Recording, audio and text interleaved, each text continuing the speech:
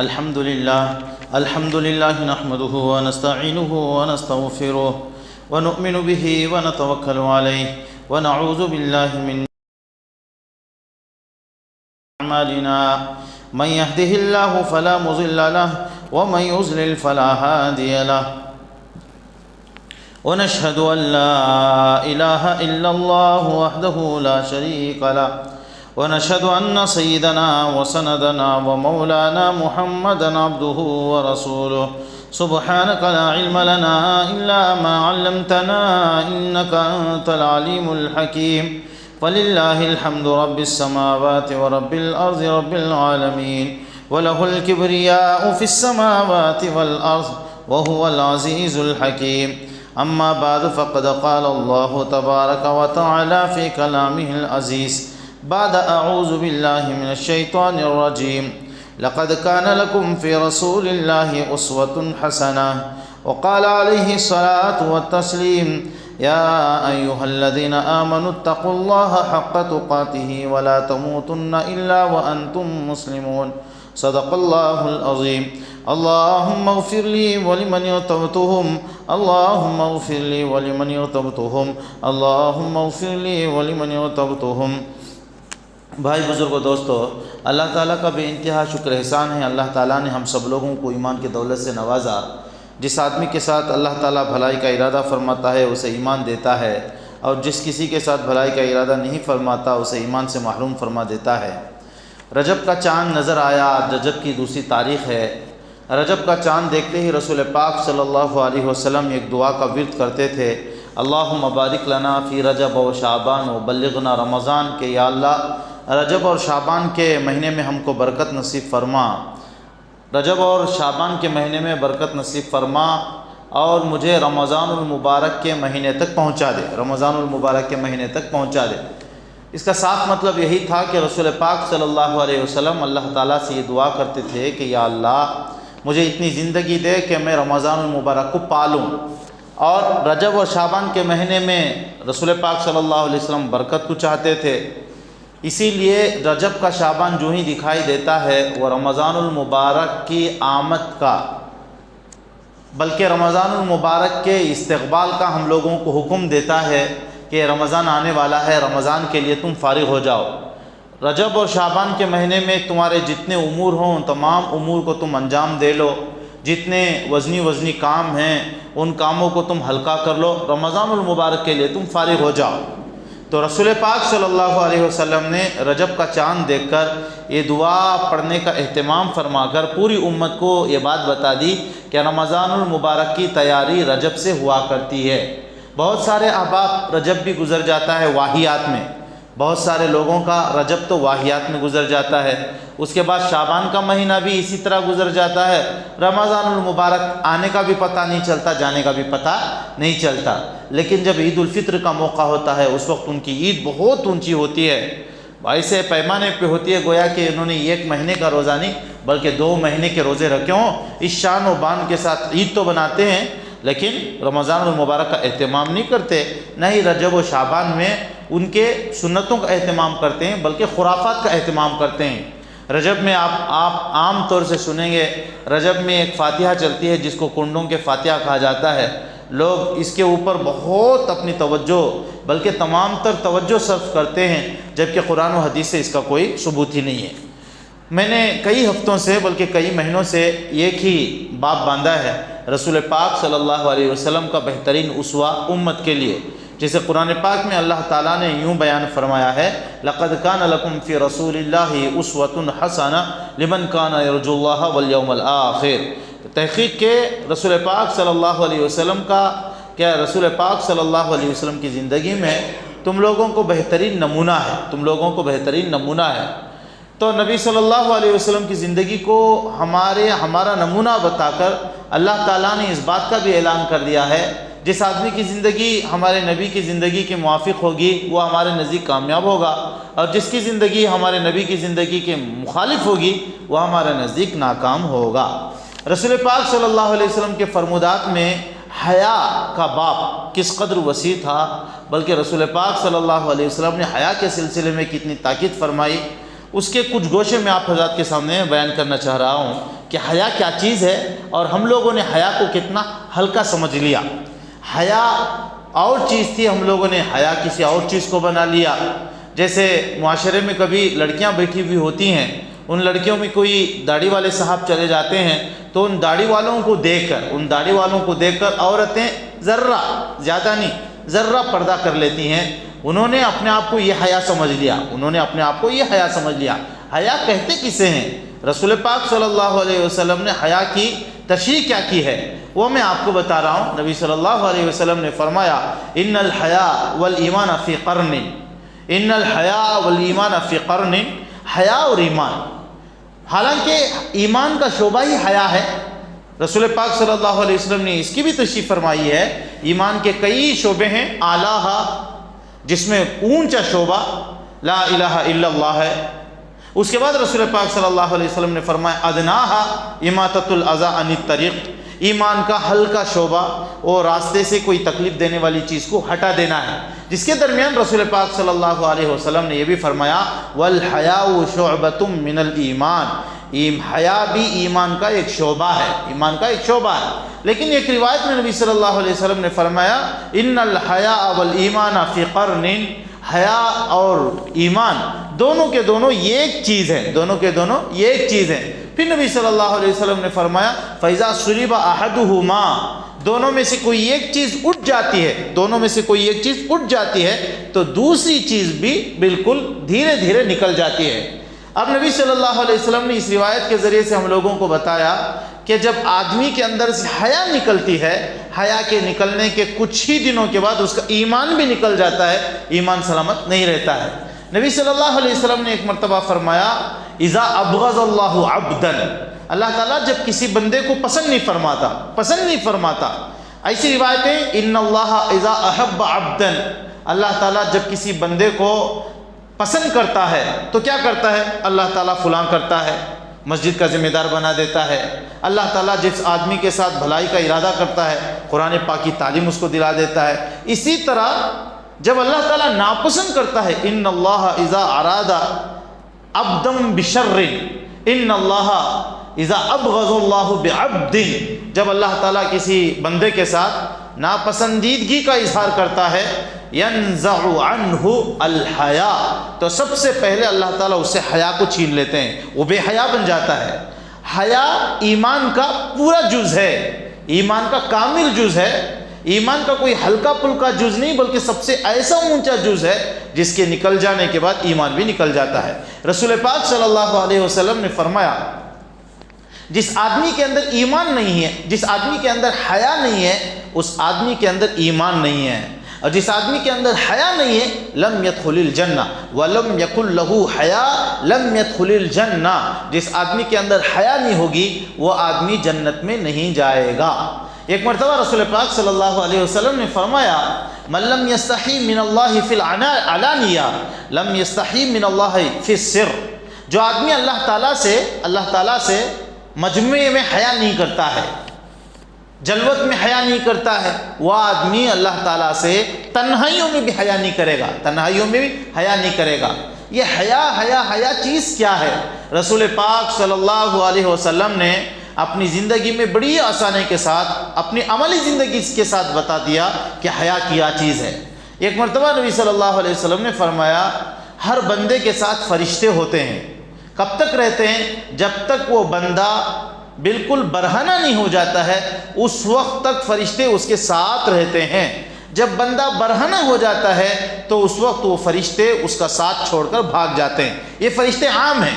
ایک فرشتے جن کو حفظہ کہا جاتا ہے، جو مستقل حساب کتاب لکھتے ہیں، کرامن کاتبین کو جن کو کہا جاتا ہے، وہ کبھی بھی نہیں چھوٹتے، کسی حالت میں بھی بندے سے الگ نہیں ہوتے ہیں۔ بندے کا سر، بندے کا علانیہ، بندے کی خلوت، بندے کی جلوت، بندے کی پرسنل زندگی بھی مستقل وہ نوٹ کرتے رہتے ہیں، وہ کبھی جدا نہیں ہوتے ہیں۔ جدا کون سے ہوتے ہیں؟ یہ اعزازی فرشتے ہوتے ہیں جو آنکھوں پر مسلط ہیں، ناک پر مسلط ہیں، معمور ہیں، مسلط نہیں بلکہ معمور ہیں۔ کان کی حفاظت پہ معمور ہیں، ناک کی حفاظت پہ معمور ہیں، آنکھ کی حفاظت پہ معمور ہیں، ہونٹوں کی حفاظت پہ معمور ہیں، ہاتھ پیروں کی حفاظت میں معمور ہیں۔ یہ فرشتے بندے سے اس وقت جدا ہو جاتے ہیں جب بندہ بالکل ننگا ہو جاتا ہے، برہنہ ہوتے ہی فرشتے بالکل الگ ہو جاتے ہیں۔ اس لیے رسول پاک صلی اللہ علیہ وسلم نے فرمایا بالکل برہنہ نہ ہو، جب برہنہ ہو جاتے ہیں تو اس وقت تمہارے ارد گرد رہنے والے فرشتے تم سے بھاگ جاتے ہیں۔ رسول پاک صلی اللہ علیہ وسلم کی زوجہ مطہرہ حضرت عائشہ صدیقہ رضی اللہ تعالیٰ عنہ رسول پاک صلی اللہ علیہ وسلم کی حیا بیان کرتی ہوئی کہتی ہیں، نبی صلی اللہ علیہ وسلم اور میں ایک بالٹی میں غسل کرتے تھے، آگے فرمایا ما رأیت منہ ولا رأى منی، نہ رسول پاک صلی اللہ علیہ وسلم کی نگاہ میرے اوپر پڑتی تھی اور نہ ہی میری نگاہ ان کے اوپر پڑتی تھی۔ میں نے گزشتہ مرتبہ نبی صلی اللہ علیہ وسلم کے گھر کی مقدار بتایا تھا، گھر کی مقدار کتنا چھوٹا گھر تھا، ایک آدمی اگر سو جاتا تو دوسرا آدمی نماز نہیں پڑھ سکتا تھا، اتنا چھوٹا گھر تھا۔ جب گھر ہی اتنا چھوٹا ہو تو اس گھر میں رہنے والے حمام کا کیا حال ہوگا، آپ خود اندازہ لگا لیں۔ تو رسول پاک صلی اللہ علیہ وسلم نے چونکہ اپنی ازواج مطہرات کو یہ صاف طور سے کہہ دیا تھا کہ میری جو تنہائیاں ہیں وہ امت کے سامنے بیان کرو، تاکہ تنہائیوں کا علم ہو جائے کہ نبی کی تنہائی کیسی ہوتی ہے۔ تو حضرت عائشہ رضی اللہ تعالیٰ عنہ اسی طرح دیگر ازواج مطہرات نے کسی چیز کو بالکل نہیں چھپایا، رسول پاک صلی اللہ علیہ وسلم کے جو ملنے کا طریقہ تھا وہ بھی امت کو بتا دیا، جو نہانے کا طریقہ تھا وہ بھی امت کو رسول پاک صلی اللہ علیہ وسلم کے بارے میں بتا دیا۔ تو حضرت عائشہ صدیقہ رضی اللہ تعالیٰ عنہ کہہ رہی ہیں ایک بالٹی میں غسل ہو رہا ہے ایک ہی مقام پہ، لیکن ان کی نگاہ ان کے اوپر نہیں، ان کی نگاہ ان کے اوپر نہیں۔ تو رسول پاک صلی اللہ علیہ وسلم نے حیا کا پیمانہ امت کے سامنے یوں بتا دیا۔ پھر نبی صلی اللہ علیہ وسلم نے فرمایا ان اول ما يرفع من هذه الامه، اس امت سے سب سے پہلے جس چیز کو اٹھایا جائے گا، ان اول ما يرفع من هذه الامه، سب سے پہلے اس امت سے جو چیز اٹھائی جائے گی وہ حیا، اس کے بعد امانت۔ سب سے پہلے حیا اٹھائی جائے گی، اس کے بعد امانت کو۔ اس لیے رسول پاک صلی اللہ علیہ وسلم نے فرمایا فَسَلُوهُمُ اللَّهُ، جب بھی تم اللہ تعالیٰ سے مانگو ان دو چیزوں کو بھی ضرور مانگو کہ اللہ ہم کو حیا نصیب فرما، ہم کو حیا نصیب فرما، یا اللہ ہم کو امین بنا، امانت دار بنا، ہم کو خیانت سے بچا۔ یہ دو دعائیں کرنی چاہیے۔ تو رسول پاک صلی اللہ علیہ وسلم نے ایک مرتبہ یوں بھی فرمایا یأتی علی الناس زمان، میری امت کے اوپر ایک ایسا زمانہ بھی آئے گا یشارکہم الشیطان فی اولادہم، شیطان کی شرکت میرے کھانے میں ہوتی ہے، شیطان کی شرکت پینے میں ہوتی ہے، چلنے میں ہوتی ہے، بولنے میں ہوتی ہے، یہاں تک کہ سونے میں ہوتی ہے۔ لیکن رسول پاک صلی اللہ علیہ وسلم نے فرمایا یاتی علی الناس زمان، یہ کیسا زمانہ بھی آئے گا یشارکہم الشیطان فی اولادہم، شیطان کی شرکت لوگوں کی اولاد میں ہو جائے گی۔ مطلب بچے میرے ہیں، جس طرح بچوں میں میری شرکت ہے شیطان کی بھی شرکت ہو جائے گی۔ صحابہ اکرام کو بہت زیادہ تعجب ہوا، اوکائن ذالک یا رسول اللہ، کہا یا رسول اللہ کیا ایسا بھی ہوگا، کیا ایسا بھی ہوگا کہ بچے بھی شیطانیت والے ہو جائیں گے؟ جیسے باپ کے نطفے کا اثر ہوگا ویسے شیطانیت کا بھی اثر ہو جائے گا۔ اب رسول پاک صلی اللہ علیہ وسلم نے فرمایا جی ہاں کیوں نہیں ہوگا، ہوگا۔ اب صحابہ اکرام کو اب خوف سا محسوس ہونے لگا، اب علامتیں پوچھ رہے ہیں کہ یا رسول اللہ کیف نعرف اولادنا من اولادہم، ہم کیسے اپنے بچوں کو شیطان کے بچوں سے پہچان لیں، ہم اپنے بچوں کو شیطانی بچوں سے ہم کیسے پہچان لیں؟ رسول پاک صلی اللہ علیہ وسلم نے فرمایا بقلت الحیاء و بقلت الرحمہ، جن بچوں میں دیکھو کہ حیا کم ہے، جن بچوں میں دیکھو کہ رحم کا مادہ نہیں ہے، رحم نہیں کرتے ہیں، ان دو صفتوں کے ذریعے سے یہ ممتاز ہو جاتے ہیں، ان کے اندر شیطانیت کا وصف ہے انسانیت کے وصف کے ساتھ ساتھ، مطلب شیطان بھی ان بچوں کے ساتھ شریک ہو چکا ہے۔ آج آپ یہ عام ہے قلت حیا کا باب آج کے دور میں اتنا عام ہے، آپ میدان میں لوگوں کو دیکھتے ہوں گے کہ واکنگ کے نام پہ لوگ جو کپڑے پہنتے ہیں، لڑکیوں کو تو چھوڑیے، حیا کا کوئی تعلق اب لڑکیوں کے ساتھ رہا ہی نہیں۔ اب مرد حضرات کا عالم کیا ہے، واکنگ کے نام پہ پینٹ اتنا پہنتے ہیں کہ وہ گھٹنوں سے اوپر چلی گئی، اور گھٹنے دکھانا گناہ کبیرہ ہے، گھٹنے دکھانا گناہ کبیرہ ہے، گھٹنوں کے ساتھ ساتھ ران کا جو حصہ دکھائی دے رہا ہے وہ اور بڑا گناہ ہے۔ حضرت علی رضی اللہ تعالیٰ عنہ سے رسول پاک صلی اللہ علیہ وسلم نے فرمایا یا علی، یا علی لا تنظر الی فقیظ حی و میت، اے علی زندے کی یا مردے کی کسی کی بھی تم ران مت دیکھو، نہ زندے کی دیکھو نہ مردے کی دیکھو۔ یہ دیکھنے کی بات کر رہے ہیں، دکھانے کی بات تو اور بری چیز ہے، لیکن آج اسے لوگوں نے عام کر لیا ہے، خاص طور سے جو ادھر ادھر کے علاقوں میں، انگلینڈ میں، ساؤتھ افریقہ میں، سعودیہ میں، دبئی میں رہ کے آتے ہیں۔ کبھی کبھی ان کی بے حسی کا عالم یہ ہے، نماز کو A4 کپڑے پہن کے آ جاتے ہیں، 3-4 کپڑے نہ جانے کیا کیا پہن کے آ جاتے ہیں، کہتے ہیں وہاں کے شیوخ، وہاں کے شیخ لوگ پڑھتے ہیں، چنانچہ ہم بھی پڑھ رہے ہیں۔ یہ بے حیائی کا اعلیٰ مظہر ہے، بے حیائی کا اعلیٰ مظہر ہے۔ میں ایک بات آپ کو بتا دوں، اگر کسی آدمی کے پاس کپڑے ہی نہیں ہیں، بس اتنا کپڑا ہے کہ وہ ناف سے لے کر یہاں گھٹنے چھپا سکتا ہے، تو بس اتنا ڈھام کے وہ نماز پڑھ لے، یہ مجبوری ہے، مسئلے کے اعتبار سے بالکل مجبوری ہے۔ ایک آدمی کے پاس مکمل کپڑے ہیں، ڈھانپ سکتا ہے، اس کے باوجود صرف ناف سے لے کر گھٹنے تک اگر پہن کے نماز پڑھ رہا ہے تو یہ نماز کی توہین کر رہا ہے۔ کیوں توہین کر رہا ہے؟ اللہ تعالیٰ نے قرآن پاک میں کہا یا بنی آدم خذوا زینتکم عند کل صلاۃ، جب بھی تم نماز کا ارادہ کرو تو تم زینت اختیار کر لو۔ زینت، جتنے اچھے کپڑے پہن سکتے ہو تم اچھے کپڑے پہن لو، ایسے کپڑے پہن لو جن کپڑوں کو پہن کر تم کسی کاروائی میں جا سکتے ہو۔ ایسا کہ بالکل مجبوری کے کپڑے پہن کے نماز پڑھ رہے ہو تو یہ نماز کی بھی توہین کر رہے ہو، اللہ تعالیٰ کی شان میں بھی تم یہ گنہ توہین کر رہے ہو کہ غیروں کی مجلس میں تو اچھے کپڑے پہن کے جاتے ہو لیکن اللہ تعالیٰ کے دربار میں گھٹیا کپڑے پہن کے آ رہے ہو۔ تو میرے دوستو، رسول پاک صلی اللہ علیہ وسلم نے خود پیمانہ بتا دیا، جن بچوں کے اندر شیطانیت کا دخل ہوتا ہے ان بچوں کے اندر حیا کم ہوتی ہے اور رحم کا جذبہ بھی بہت کم ہوتا ہے۔ اب آگے چلیے، رسول پاک صلی اللہ علیہ وسلم نے فرمایا ان اللہ قسم الحیا علی 10 اجزاء، اللہ تعالیٰ نے حیا کی تقسیم کی، 10 حصوں میں اسے تقسیم کر دیا، حیا کے 10 ٹکڑے کیے۔ اس کے بعد نبی صلی اللہ علیہ وسلم نے فرمایا فجعل فی النساء 9، اس کے 9 ٹکڑے اللہ تعالیٰ نے عورت کو دے دیے، وفی الرجال واحدۃ، اور عورت کو مرد کو صرف ایک حیا کا حصہ دیا۔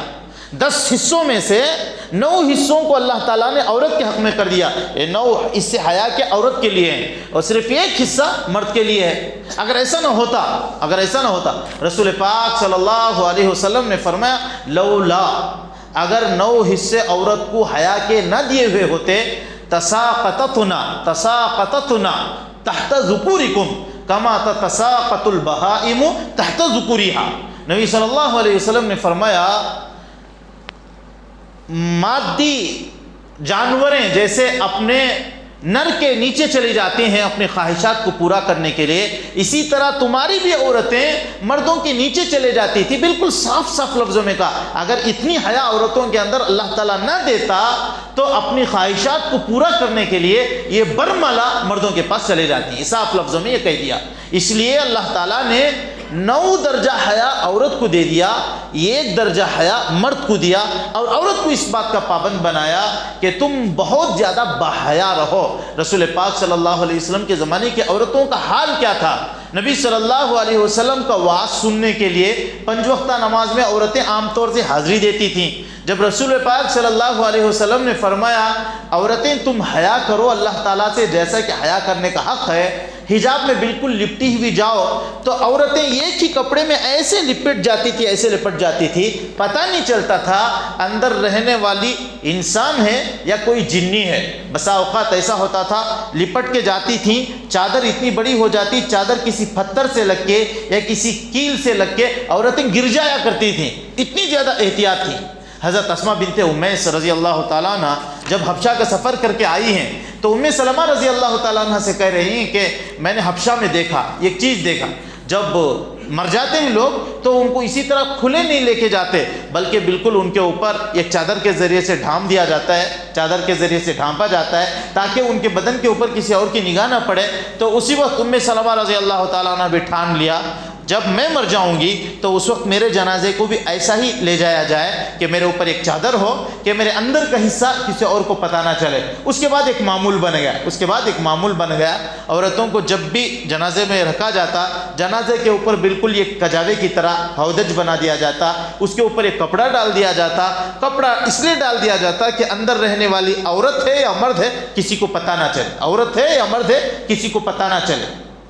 عورت کی بے پردگی سے مرد کی غیرت کا پتہ چلتا ہے کہ اس کا شوہر کتنا غیرت مند ہے، یا کہ وہ غیر شادی شدہ ہے تو اس کا باپ کتنا غیرت مند ہے، اس کا بھائی کتنا غیرت مند ہے، کہ ایک عورت ہے بالکل بے پردگی کے ساتھ معاشرے میں چل رہی ہے، قسم قسم کا خوشبو استعمال کی ہوئی ہے، جس خوشبو کی مہک سے دوسرے لوگ محظوظ ہو رہے ہیں۔ جب یہ عورت معاشرے سے گزر رہی ہے تو اس عورت کو بے پردہ کہنے سے پہلے یہ اندازہ لگاؤ کہ اس کا بھائی کتنا بے غیرت ہے، اس کا باپ کتنا بے غیرت ہے، اگر یہ شادی شدہ ہے تو اس کا شوہر کتنا بے غیرت ہے۔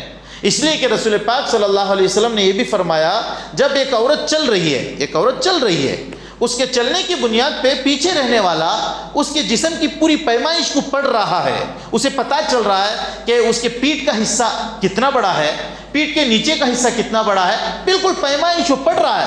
نبی صلی اللہ علیہ وسلم نے فرمایا لم یرح رائحۃ الجنہ، اس پیمائش کو پڑھنے کی بنیاد پہ کہ اس کے جسم کا اندازہ لگا لینے کی بنیاد پہ اللہ تعالیٰ اس آدمی کو جو پیچھے پڑھ کے ایسا محسوس کر رہا ہے جنت کی خوشبو بھی سونگنے نہیں دیں گے، جبکہ جنت کی خوشبو 1000 سال کی مسافت سے محسوس ہو رہی ہوگی، لیکن جو آدمی ایسا کر رہا ہوگا اس آدمی کو اللہ تعالیٰ جنت کی خوشبو سونگنے نہیں دیں گے۔ ایک روایت میں فرمایا نبی صلی اللہ علیہ وسلم نے، جب عورت خوشبو لگا کے نکلتی ہے اس کی خوشبو جتنی لوگوں نے محسوس کیا ہے ان کو زنا کا گناہ ملے گا، اور ان تمام لوگوں کے زنا کا گناہ اس کے اوپر بھی ہوگا۔ یہ گھر جا کے اپنے غسل کو دوہرا لے، شدت کے لیے بتایا تیرا غسل ٹوٹ گیا ہے، گھر جا کے اپنا دوبارہ ایک مرتبہ غسل کر لے۔ کا مطلب کیا تھا؟ عورت ایسی خوشبو ہرگز نہ لگائے جس خوشبو کو غیر مرد محسوس کر رہا ہو، اس سے احتیاط کرے۔ پھر کیا کرے؟ اگر خوشبو لگانی ہو تو ایسی خوشبو لگاؤ جس کے اندر مہک نہ ہو، ایسی خوشبو عورتوں کو لگانے کا حکم تھا، اور وہ بھی شوہر کے سامنے، کسی اور غیر مرد کے سامنے نہیں ہے۔ حضرت فاطمہ رضی اللہ تعالیٰ عنہ کا جس دن انتقال ہو رہا ہے انتقال سے پہلے ان کی کیفیت کچھ اور تھی، ہمیشہ گھریلو کام میں تھک جاتی تھی، سارے کام وہی انجام دیتی تھی۔ بات دراصل یہ تھی کہ علی رضی اللہ تعالیٰ عنہ ایک مرتبہ باہر سے آئے، ان کے پاس کھجور کی گٹھلیاں تھیں، وہ کھجور کی گٹھلیوں کو پھوڑ کے جانوروں کو ڈالتے تھے، وہ جانوروں کی غذا تھی۔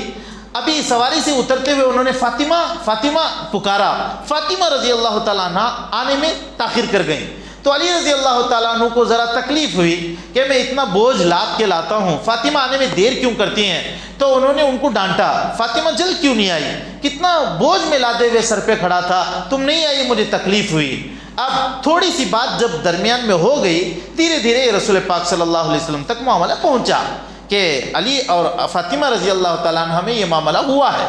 انہوں نے دونوں کو بلا کے رسول پاک صلی اللہ علیہ وسلم نے پوچھا، فاطمہ تم نے علی کا فوراً جواب کیوں نہیں دیا تھا؟ کہا یا رسول اللہ گھر کے سارے کام مجھے ہی انجام دینے پڑتے ہیں، اندر میں چکی کا بھی کام کرتی ہوں، جو گٹلیاں علی رضی اللہ تعالیٰ عنہ لاتے ہیں ان کو میں پھوڑ کے ان کا میں برادہ بناتی ہوں جانوروں کے لیے، کپڑے دھلتی ہوں، سارے کام مجھے ہی انجام دینے پڑتے ہیں۔ میں آنے میں تاخیر اس لیے کی کہ یہ کام میرا ایسا تھا میں اسے چھوڑ کے فی الوقت نہیں آ سکتی تھی، آنے کی بنیاد پہ مجھے ہی تکلیف ہوتی، پھر علی رضی اللہ تعالیٰ عنہ کو تکلیف ہوتی۔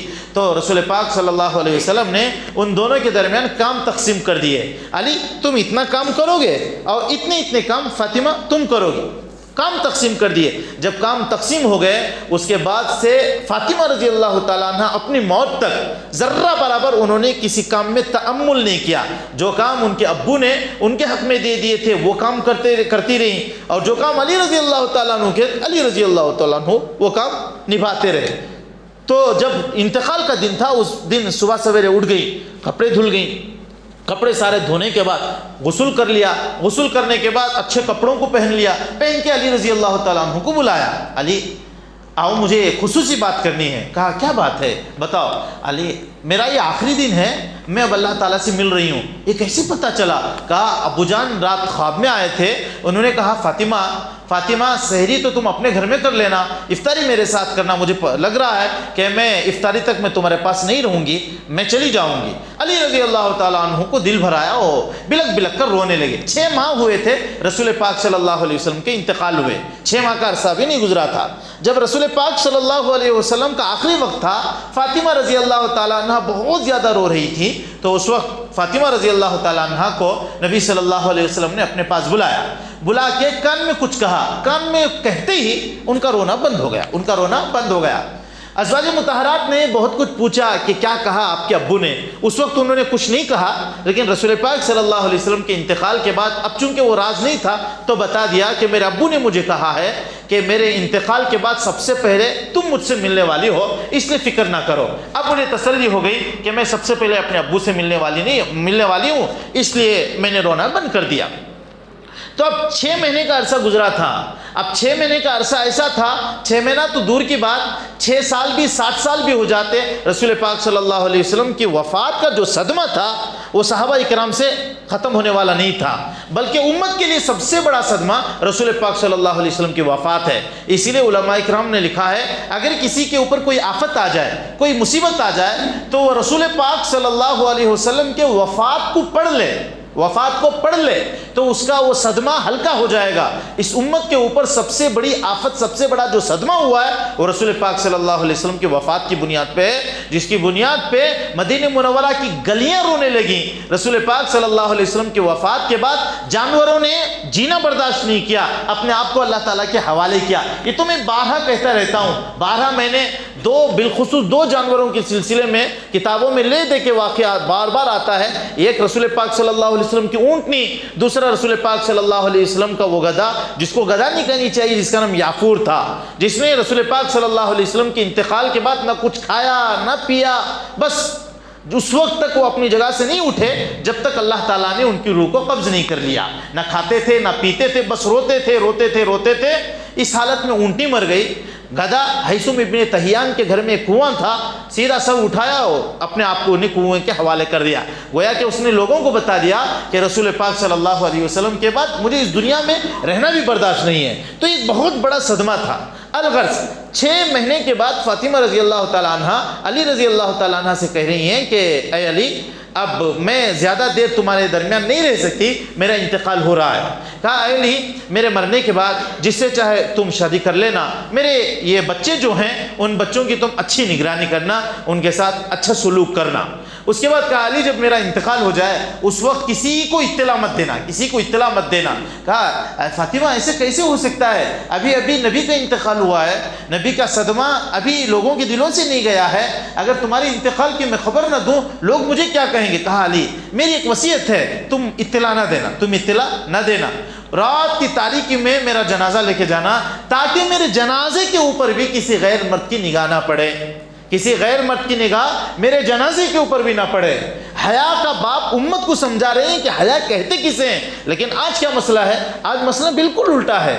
آج باپ کے سامنے بیٹی ایسے سج دھج کے جا رہی ہے جس کا اندازہ باپ کو اچھی طرح سے ہے کہ ایسا کرنا میری بیٹی کے حق میں بھلا نہیں ہے۔ بالکل ایسے کپڑے بالکل پوری طرح سے ٹائٹ ہیں جس کی بنیاد پہ اس کے بدن کی پوری پیمائش کا پتہ چل رہا ہے۔ باپ بھی کچھ نہیں کہہ رہا ہے، بھائی بھی کچھ نہیں کہہ رہا ہے۔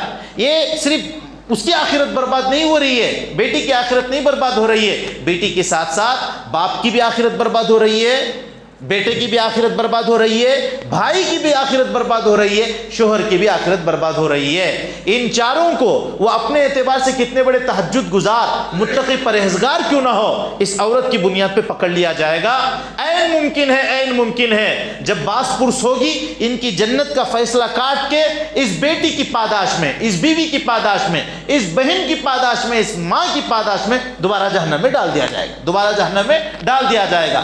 حیا کا باپ ہمارے یہاں بالکل اب تنگ ہوتے جا رہا ہے۔ حضرت فاطمہ رضی اللہ تعالیٰ عنہ نے جب یہ وصیت کی کہ میرے جنازے کے اوپر بھی کسی غیر مرد کی نگاہ نہ پڑے، اس لیے رات کی تاریکی میں میرا جنازہ لے کے جانا۔ ابن حجر مکی رحمۃ اللہ علیہ نے ایک کتاب لکھی ہے جس میں الصواعق المحرقہ جس کا نام ہے، اس میں ایک روایت لکھی ہے کیا روایت ہے؟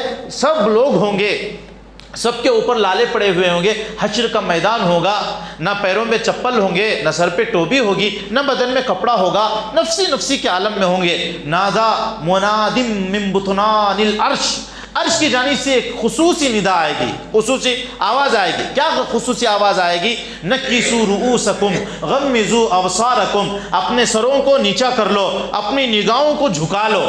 فإن فاطمہ بنت محمد، اس لیے کہ فاطمہ بنت محمد اب تمہارے سامنے سے گزرنے والی ہیں، تمہارے سامنے سے گزرنے والی ہیں۔ چنانچہ فاطمہ رضی اللہ تعالیٰ عنہ 70,000 حوروں کے ساتھ سامنے سے گزریں گی۔ تمر کمر البرق، وہ ایسے گزریں گی جو جیسے ایک بجلی گزر جاتی ہے، بجلی کی طرح وہ گزر جائیں گی، کسی کو بھی پتہ نہیں چلے گا۔ یہ اعزاز کیوں ملا؟ یہ اعزاز اس لیے ملا جب مرتے وقت انہوں نے اپنے جنازے کے اوپر بھی کسی غیر مرد کی نگاہ کو پڑھنا پسند نہیں کیا، تو اللہ تعالیٰ نے حشر کے دن ان کو ایک اعزاز دے دیا، سب لوگوں کے نگاہوں کو ان کے لیے جھکا دیا، سروں کو جھکا دیا، بجلی کی طرح ان کے سامنے سے گزار دیا، بجلی کی طرح ان کے سامنے گزار دیا۔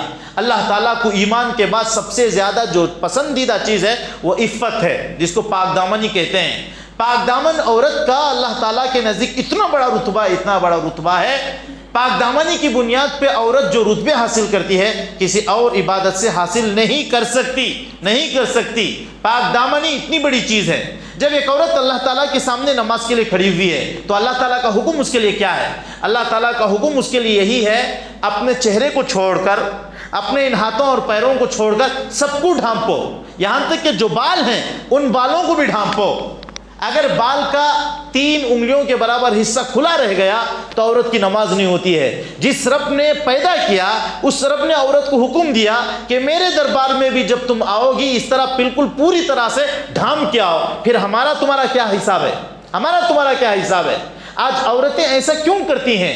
جب برقع بھی ڈالتی ہیں تو برقع بطور نام ہے۔ آج میں یہ موضوع اس لیے آپ کو بتا رہا ہوں، 2 اعتبار سے بتا رہا ہوں۔ فیبروری کا مہینہ ہے، فیبروری میں ایک بالکل بہت بے حیائی کا بھی دن آتا ہے جس میں ماں باپ تھوڑی دیر کے لیے اندھوں کا چشمہ پہن لیتے ہیں کہ اپنی بیٹی کہاں جا رہی ہے دیکھتے نہیں، اپنی بہن کہاں جا رہی ہے بالکل دیکھتے نہیں ہیں۔ اور دوسری بات، ابھی اڑپی اور کنداپور کی کالج میں ہماری کچھ بچیوں کو باہر کر دیا گیا حجاب کے نام پہ۔ وہاں صرف اتنی ہی بچیاں مسلمان نہیں ہیں، اور بھی بہت ساری بچیاں تھیں، لیکن جن کا ایمانی جذبہ ولولہ لے رہا تھا یا جن کی غیرت ان کو للکار رہی تھی، انہی بچوں نے یہ کام کر کے دکھلایا ہے۔ باہر کھڑی رہ گئیں، اندر جانا انہوں نے برداشت نہیں کیا، حجاب کو نکالنا کبھی بھی انہوں نے درست نہیں سمجھا تو نکالا بھی نہیں۔ یہ پوری دنیا والوں کے لیے سندیش ہے، پوری دنیا والوں کے لیے سندیش ہے۔ حجاب یہ ہمارا پہلا ذاتی حق ہے، شرعی حق ہے۔ تعلیم تو دوسرا حق ہے، سب سے پہلے ہم اس کو نبھائیں گے، اس کے بعد ہم اس کو نبھائیں گے۔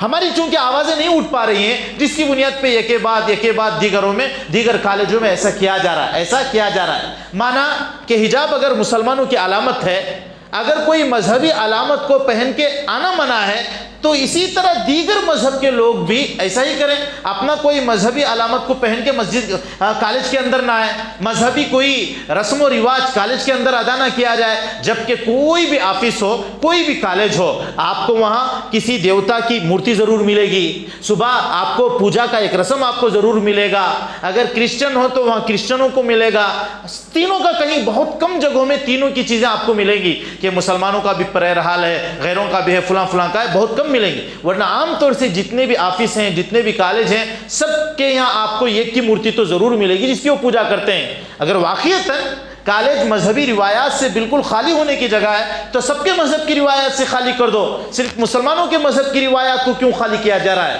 میرے دوستو، یہ مذہبی روایات کو خالی نہیں کیا جا رہا ہے، اسلامی دشمنی کو نکالا جا رہا ہے۔ اس لیے یہ آواز سب کو اٹھانی ہے۔ کیسے اٹھانی ہے؟ احتجاج کر کے نہیں، عملی پاجامہ پہن کے کہ اپنی بچیوں کو جو بے حجاب ہیں ان کو باحجاب کر دو، ان کو برقعے میں لاؤ، ایسے برقعے میں لاؤ جس برقعے کو پہننے کے بعد ہماری بچی ننگی نہ ہوتی ہو۔ ایسے کیوں کہہ رہا ہوں؟ آج کے جو برقعے آ رہے ہیں، اگر وہ برقعے نہ پہنے تو اچھا تھا۔ ان برقعوں کے پہننے کی بنیاد پہ لوگوں کی نگاہیں ان کے پیچھے ہو جاتی ہیں، ان کے پیچھے ہو جاتی ہیں۔ برقع اس کو کہتے ہیں جس کے پہننے کے بعد پتہ نہ چلے کہ اس کے اندر رہنے والی عورت لڑکی ہے یا بوڑھی ہے، لیکن آج بوڑھی بھی ایسا برقع پہنتی ہے جسے پیچھے چڑھنے والے کو دھوکہ ہو جاتا ہے، شاید کوئی 16 سال کی لڑکی ہو۔ برقع پہن کے بھی ہم بے پردگی کر رہے ہیں، برقع پہن کے بھی ہم بے پردگی کر رہے ہیں۔ عفت و پاک دامنی عورت کی ایک ایسی صفت ہے جو عورت کے مرنے کے بعد بھی نہیں مرتی ہے، مرنے کے بعد بھی نہیں مرتی ہے، عورت مر جاتی ہے لیکن اس کی عفت و پاک دامنی کی جو صفت ہے وہ نہیں مرتی ہے۔ اس کی دلیل کیا ہے؟ حدیث پاک میں واقعہ ہے، حضرت عمر فاروق رضی اللہ تعالیٰ عنہ یا عبداللہ بن عمر رضی اللہ تعالیٰ عنہ رسول پاک صلی اللہ علیہ وسلم کے دربار میں آ رہے ہیں۔ آتے آتے آ کے انہوں نے کہا یا رسول اللہ، باہر ایک صاحب کھڑے ہوئے رو رہے ہیں، کہا بلاؤ ان کو۔ وہ آئے، اندر آنے کے بعد پوچھا، یا رسول اللہ صلی اللہ علیہ وسلم نے پوچھا کیوں رو رہے ہو؟ کہا یا رسول اللہ میرے سے ایک بہت بڑا گناہ سرزد ہو گیا، میں اس لیے رو رہا ہوں۔ پوچھا بتاؤ تو صحیح کون سا گناہ تمہارے سے سرزد ہو گیا؟ کہا یا رسول اللہ میں کفن چور ہوں۔ پہلے کفن چوری کا معمول بہت زیادہ تھا، لوگ کفن چراتے تھے، لوگوں کے پاس اتنا پیسہ ہوتا نہیں تھا، کفن چرانے کے بعد ان کو بہت کچھ پیسہ مل جاتا تھا۔ اس پیسوں کی لالچ میں لوگ کفن چوری کے، کچھ لوگ پیشہ ور تھے، مستقل کفن چوری کرتے تھے رات کے سناٹے میں قبرستان میں جا کے، تو کفن چور ہوں۔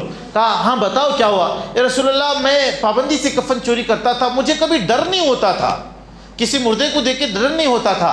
ایک مرتبہ ایک انصاری لڑکی کا انتقال ہوا، چنانچہ میں اس کا کفن چرانے کے لیے گیا۔ ڈاکو جو ہوتا ہے وہ ڈاکہ ڈالنے کی طرف اپنی توجہ صرف کرتا ہے، کبھی عورتوں کے اوپر ہاتھ نہیں بڑھاتا ہے۔ ڈاکوؤں کا ایک نظام ہے، ایک اصول ہے، جب کسی گھر میں چلے جاتے ہیں تو عورتوں کے گلے سے زیور تو چھناتے ہیں، عورتوں کی عزت کو کبھی ہتھیاتے نہیں ہیں، اس ڈاکوؤں کا اصول ہے۔ ایسے کفن چوروں کا بھی اصول تھا کہ ہماری تمام تر نگاہ کفن کے اوپر ہوتی تھی اور دوسری کسی چیز کی طرف ہماری نہیں ہوتی تھی، کفن چھین کے لے کے باہر چلے جاتے تھے۔ ایک مرتبہ ایک انصاری لڑکی کا انتقال ہوا، میں گیا، جو ہی میں نے کفن سے اس کو ننگا کیا، اس کے بدن پہ میری نگاہ پڑتے ہی شیطان میرے اوپر حاوی ہو گیا، میں بغلگیر ہو گیا۔ میں نے اسے بدکاری کر لی، بدکاری کر کے کفن کو میں سمیٹ کے باہر جا رہا تھا۔ کفن چور جب کفن نکالتا تھا، کفن نکال کے مردے کو اندر نہیں چھوڑتے تھے، وہ باہر کر کے چلے جاتے تھے، باہر کر کے بھاگ جاتے تھے۔ اب یہ کہہ رہا ہے کفن چور یا رسول اللہ میں کفن چرانے کے لیے گیا تھا، لیکن اس کے بدن پر جب میری نگاہ پڑی تو میں بدکاری کر گیا اور آخر واپس بھاگتے ہوئے میں نے کفن لے لیا، اس لاش کو باہر چھوڑ کے میں چلا گیا۔ تو لاش کے اندر سے آواز آئی، میں پریشان ہوا کہ آواز کہاں سے آ رہی ہے۔ اے اللہ کے بندے کیا تجھے اللہ کا ڈر نہیں ہے؟ اے اللہ کے بندے کیا تجھے اللہ کا ڈر نہیں ہے؟ میں اللہ کے دربار میں بالکل پاک ہو کے آئی تھی، آج تو نے زنا کے ذریعے سے مجھے ناپاک کر دیا۔ ایک مردہ عورت کو احساسات ہیں، مردہ عورت کے احساسات ہیں، میں پاک ہو کے اللہ تعالیٰ کے دربار میں آئی تھی، آج تو نے مجھے ناپاک کر دیا۔ اس کے بعد کہا اتنے سارے مردوں کے درمیان تو مجھے ننگا کر کے اسی طرح چھوڑ کے بھاگ رہا ہے، قیامت کے دن تو اللہ کو کیا جواب دے گا؟ قیامت کے دن تو اللہ کو کیا جواب دے گا؟ وہ کہہ رہا ہے کہ یا رسول اللہ یہ بات سن کے راشد طاری ہو گیا، لرزہ برندہ ایسے ہوا، میرا بدن کپ کپانے لگا، میں آپ کے پاس آیا ہوں۔ رسول پاک صلی اللہ علیہ وسلم نے جب یہ دل گداز داستان سنی، نبی صلی اللہ علیہ وسلم کو بھی غصہ آیا۔ نبی صلی اللہ علیہ وسلم نے کہا میرے یہاں سے چلے جاؤ، یہاں سے میری اس مجلس سے نکل کے تم باہر چلے جاؤ۔ وہ روتے روتے باہر چلے گئے، جنگلوں میں رہے، روتے رہے۔ ہاں، ان کے رونے کو دیکھ کے اللہ تعالیٰ نے کئی دنوں کے بعد ان کی توبہ کا ایک مجدہ رسول پاک صلی اللہ علیہ وسلم کو سنا دیا۔ خیر یہ بات الگ تھی، مجھے صرف اس واقعے سے ایک بات سنانی تھی، جب عورت مرتی ہے تو اس کے مرنے کے ساتھ ساتھ اس کا پردہ نہیں مرتا ہے، اس کی عفت و پاک دامنی نہیں مرتی ہے، اس کی عفت و پاک دامنی مرنے کے بعد بھی زندہ رہتی ہے۔ اس مردے سے جو آواز آئی تھی وہ اس کے احساسات تھے جو اس کے پاک دامنی کی بنیاد پہ اس کے دل میں پل رہے تھے۔ اسی طرح ایک واقعہ ہمارے اس ہندوستان کا بھی لکھا ہوا ہے۔ یہ کیا واقعہ تھا؟ دلی میں قحط آیا، بہت بڑا قحط تھا، اس قحط کی بنیاد پہ جانور بھی مرے جا رہے تھے، لوگ بہت پریشان ہوئے، مسجد کے اماموں سے انہوں نے درخواست کی نماز استسقاء پڑھیں، جانور مرے جا رہے ہیں، پانی کے نہ ہونے کی بنیاد پہ ہماری حالت بھی خراب ہوتی چلی جا رہی ہے۔ چنانچہ نماز استسقاء کے لیے گئے، استسقاء نماز پڑھ رہے ہیں، کہیں سے کوئی بادل چھٹا ہوا نظر نہیں آ رہا ہے، کہیں سے برستا ہوا کوئی چیز نظر نہیں آ رہی ہے، کافی پریشان تھے۔ اس حالت میں ایک نوجوان چل رہا تھا، نوجوان اپنی سواری لے کے چل رہا تھا، دیکھا دور سے دیکھا بہت سارے لوگ جمع ہیں، وہ سمجھا کوئی جلسہ ہے، قریب آ کے پوچھا بھائیو کیا کوئی بہت بڑا جلسہ ہو رہا ہے کیا؟ کہا ارے تم کہاں کے ہو، تم کو معلوم نہیں ہے یہ جلسہ ہو رہا ہے؟ پانی کے نہ ہونے کی بنیاد پہ ہم لوگ پریشان ہیں، تم ان کو جلسہ کہہ رہے ہو، یہ تو نماز استسقاء ہو رہی ہے، کیا کچھ ایسا ہو گئی نماز؟ ہو گئی نماز، پھر کیا ہوا؟ کہا کچھ بھی نہیں ہوا، ہم دعا پہ دعا کیے جا رہے ہیں، کہیں سے کوئی بدلی آتے ہوئے نظر نہیں آ رہی ہے، بارش برستا ہوا نظر نہیں آ رہا ہے۔ تو یہ فوراً بھاگا، یہ نوجوان بھاگ کے گیا سیدھا اپنی سواری کے اوپر ہودج تھا، کجاوا تھا، کجاوے کے اندر سے اس نے کپڑا نکالا، یہ کپڑا نکال کے اس کے بعد اس نے اس طرح اپنے دو ہاتھوں میں رکھ کے دعا کرنے لگا۔ بس وہ کپڑا اپنے ہاتھ میں رکھ کے دعا کرنا ہی تھا، اچانک آسمان کا نظام بدلا، ادھر ادھر سے بدلیاں آنے لگی، بادل چھانے لگے، بارش کے کچھ آثار نمودار ہونے لگے۔ تو یہ لوگ جو یہاں بیٹھے تھے، اب تک کی دعاؤں سے کچھ ہو نہیں رہا تھا، وہ سب لوگ اس کی طرف بھاگے۔ یہ کوئی بغداد سے یا مکے سے مدینے سے کوئی ولی آ گیا، بھاگے، پوچھا اللہ کے بندے آخر سچ بتا، تو ہے کون؟ کہا میں معمولی سا انسان ہوں، میں نے تمہاری اس مجبوری کو دیکھا کہ قحط پڑا ہوا ہے اور اتنے سارے لوگ جمع ہیں، کہیں سے آپ کو بارش کے آثار نظر نہیں آ رہے، آپ کی دعا بھی قبول نہیں ہو رہی، تو میں نے اس کپڑے کو لے کے دعا کیا۔ کہا یہ کپڑا کون سا ہے؟ کون سا کپڑا ہے آخر جس کپڑے کو تو لے کے دعا کرتے ہی دعا ہو گئی ہے؟ کہا یہ کوئی کپڑا نہیں، معمولی کپڑا ہے، اندر میری ماں بیٹھی ہوئی ہے، یہ اس کا دامن ہے، اس دامن کو پکڑ کے میں نے اللہ تعالیٰ سے ایک ہی بات کہی تھی، کہا یا اللہ میری ماں کی پاک دامنی کا اگر تیرے یہاں کوئی قدر ہے، اگر میرے ماں کی پاک دامنی کی تیرے یہاں کوئی قدر ہے تو یا اللہ ان کی ضرورتوں کو پوری فرما اور بارش کو برسا دے۔ میری ماں پاک دامن ہے، اس کی پاک دامنی کا مجھے پورا احساس ہے، بس اللہ تعالیٰ نے اس کی پاک دامنی کا واسطہ دیتے ہی بارش کو برسا دیا۔ ان تمام لوگوں کی، جو لوگ ہزاروں کی تعداد میں دعا کر رہے تھے، دعا قبول نہیں ہو رہی تھی، اللہ تعالیٰ نے اس کی پاک دامنی کے واسطے سے ان لوگوں کی دعاؤں کو قبول کر لیا۔ کئی دنوں سے جو قحط پڑا تھا اس قحط کو ختم کر دیا۔ تو اللہ تعالیٰ کے یہاں پاک دامنی کی اتنی قدردانی ہے، پاک دامن عورت کو اللہ تعالیٰ اتنا پسند فرماتے ہیں۔ پیر ذوالفقار صاحب کی کتاب ہے، سفر نامہ ہے اثر میں، لاہور سے تاخا کے بخارا و سمرقند، بڑی عجیب کتاب ہے، اس میں انہوں نے بخارا و سمرقند کے واقعات لکھے ہیں کہ یہاں لوگوں نے اسلام کے خلاف کیسی سازشیں کی، قرآن پاک کو ختم کرنے کی کیسی سازشیں کی، اور وقتی طور پہ انہوں نے قرآن پاک کو ختم بھی کر دیا، قرآن پاک کو وقتی طور پہ بظاہر ختم کر دیا۔ انہوں نے ایک واقعہ لکھا ہے، ایک پہاڑ کے اوپر ایک وادی تھی، یہ غار تھا، اس غار پہ ہم گئے تو غار کے اندر جانے کی کسی کو ہمت نہیں ہو رہی تھی، ایسا روب اس غار کے اوپر طاری تھا، کوئی آدمی آگے جانے کی ہمت ہی نہیں کرتا تھا۔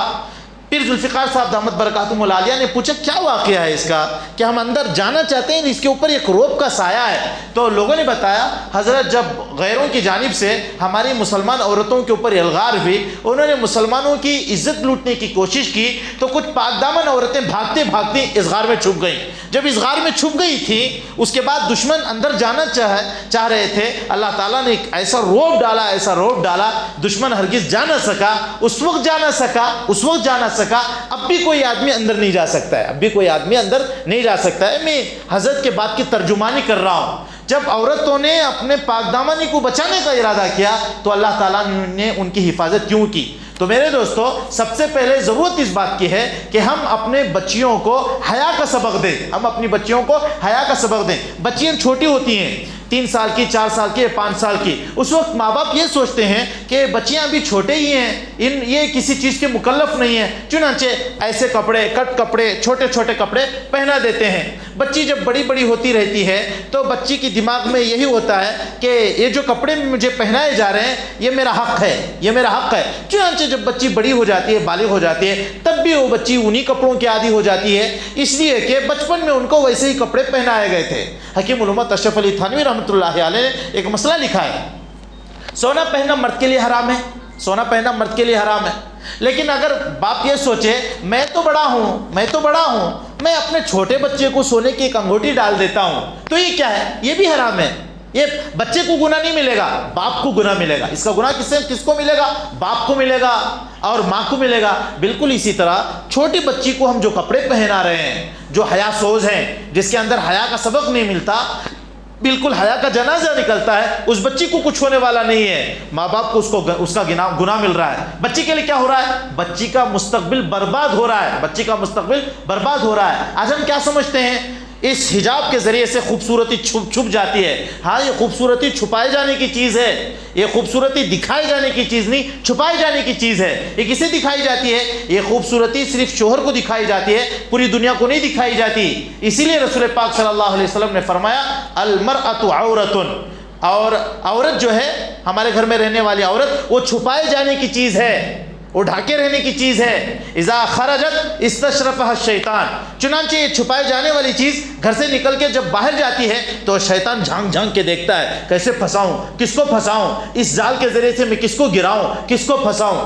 لطائف المعارف میں یہاں تک لکھا ہے باپ بھی تنہائی میں اپنی بیٹی کے ساتھ نہ بیٹھے، باپ بھی تنہائی میں اپنی بیٹی کے ساتھ نہ بیٹھے، کہیں ایسا نہ ہو شیطان ورغلائے، شیطان ورغلا کہ شیطان حاوی ہو جائے، یہاں بھی کوئی بدکاری سرزد نہ ہو جائے۔ یہاں تک لکھا ہے۔ یہ کیوں لکھا ہے؟ آج تو زمانے نے بتا دیا، جب بے حیائی گئی، نہ باپ سے بیٹی محفوظ ہے، نہ بھائی سے بہن محفوظ ہے، کسی سے کوئی محفوظ نہیں ہے۔ اس لیے آج اس بات کی ضرورت ہے سب سے پہلے ہم اپنے گھروں میں حیا کا سبق دیں، حیا کا سبق دیں۔ ماں بیٹے کے سامنے آ رہی ہے تو بالکل باحیا بن کے آئے، یہ سوچ کے ہرگز نہ ہے یہ بیٹا ہی ہے، ایسے ویسے رہنے میں کیا فرق ہے، ایسے ویسے رہنے میں کیا فرق ہے۔ بڑے بڑے مسائل ایسے پیدا ہوتے ہیں جن مسائل کا کوئی حل ہی نہیں ہے۔ ان مسائل کو آج میں آپ کے سامنے بیان نہیں کرنا چاہوں گا۔ عمرانہ کے نام پہ مظفر نگر میں ایک بہت بڑا مسئلہ چھڑا تھا، اس مسئلے کو اگر آپ کو یاد نہ ہو تو یاد کر لیں، وہ مسئلہ کیوں چھڑا تھا۔ ایسے حیاسوس کپڑے پہن کے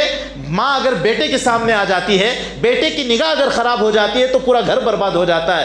اس لیے میرے دوستو آج میری باتیں بہت کڑوی ہیں لیکن ضروری ہیں۔ آج ہمارے گھر حیا سے خالی ہوتے چلے جا رہے ہیں۔ اس لیے رسول پاک صلی اللہ علیہ وسلم نے فرمایا اللہ تعالیٰ جب کسی بندے کو ناپسند کرتا ہے تو سب سے پہلے حیا کو چھین لیتا ہے، حیا کو چھین لیتا ہے۔ جب حیا جاتی ہے تو کچھ دنوں کے بعد اس کا ایمان بھی چلا جاتا ہے۔ جو بے حیا ہیں وہ اپنے آپ کو ایماندار نہ سمجھیں، توبہ کر کے جلد حیا میں آ جائیں، ورنہ اللہ تعالیٰ فوراً ان کے ایمان کو بھی چھین لے گا۔ اسی دائرے میں وہ لوگ بھی آتے ہیں جو ایسی پینٹ پہنتے ہیں، ڈھیلی ڈھالی پینٹ پہنتے ہیں، نماز میں گئے، اللہ کی بارگاہ میں رکوع کے لیے گئے لیکن پیچھے کا حصہ کھل گیا، پیچھے کا حصہ، ان کو احساس ہے کہ میرے پیچھے کا حصہ کھل گیا۔ کیوں نہ احساس ہو، ڈھیلی سی پینٹ پہنے ہیں، احساس ہے تبھی تو پیچھے کا کپڑا اس طرح کھینچ کے لا رہے ہیں، لیکن اس کے باوجود وہ اپنے کپڑوں کی پابندی نہیں کرتے، اپنے کپڑوں کو ٹائٹ کرنے کی کوشش نہیں کرتے۔ یہ رکوع میں گئے یا سجدے میں گئے، اللہ کی بارگاہ میں ان کا ستر کھل گیا ہے۔ ستر کھولنا گناہ کبیرہ ہے،